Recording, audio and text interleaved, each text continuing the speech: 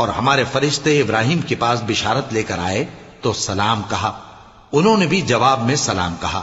ابھی کچھ وقفہ نہیں ہوا تھا کہ ابراہیم ایک بھنا ہوا بچڑا لے آئے۔ پھر جب دیکھا کہ ان کے ہاتھ کھانے کی طرف نہیں بڑھتے، یعنی وہ کھانا نہیں کھاتے، تو ان کو اجنبی سمجھ کر دل میں خوف کیا۔ فرشتوں نے کہا کہ خوف نہ کیجیے، ہم قوم لوط کی طرف ان کے ہلاک کرنے کو بھیجے گئے ہیں۔ اور ابراہیم کی بیوی جو پاس کھڑی تھی ہنس پڑی، تو ہم نے اس کو اسحاق کی اور اسحاق کے بعد یعقوب کی خوشخبری دی۔ اس نے کہا، اے میرے بچہ ہوگا، میں تو بڑھیا ہوں اور یہ میرے میاں بھی بوڑھے ہیں، یہ تو بڑی عجیب بات ہے۔ انہوں نے کہا، کیا تم اللہ کی قدرت سے تعجب کرتی ہو؟ اے اہل بیت، تم پر اللہ کی رحمت اور اس کی برکتیں ہیں، وہ لائق تعریف ہے، بڑا ہے۔ پھر جب ابراہیم سے خوف جاتا رہا اور ان کو خوشخبری بھی مل گئی تو قوم لوط کے بارے میں لگے ہم سے بحث کرنے۔ بے شک ابراہیم بڑے تحمل والے، نرم دل اور رجوع کرنے والے تھے۔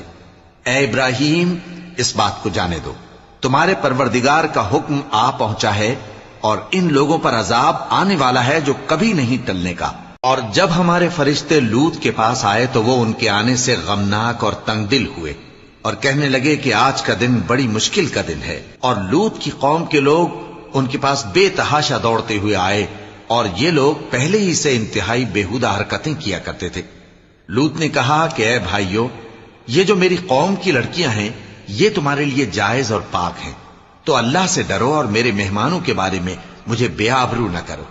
کیا تم میں کوئی بھی شائستہ آدمی نہیں؟ وہ بولے، تم کو معلوم ہے کہ تمہاری ان بیٹیوں کی ہمیں کچھ حاجت نہیں، اور جو ہماری غرض ہے اسے تم خوب جانتے ہو۔ لوط نے کہا، اے کاش مجھ میں تمہارے مقابلے کی طاقت ہوتی، یا میں کسی مضبوط قلعے میں پناہ لے لیتا۔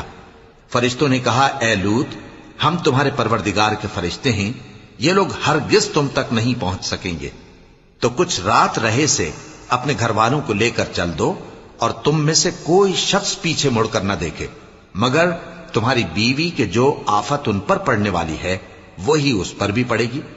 ان کے عذاب کے وعدے کا وقت صبح ہے، اور کیا صبح کچھ دور ہے؟ پھر جب ہمارا حکم آیا ہم نے اس بستی کو الٹ کر نیچے اوپر کر دیا اور ان پر پتھر کی تہ بتہ کنکریاں برسائیں جن پر تمہارے پروردگار کے ہاں سے نشان کیے ہوئے تھے، اور وہ بستی ان ظالموں سے کچھ دور نہیں۔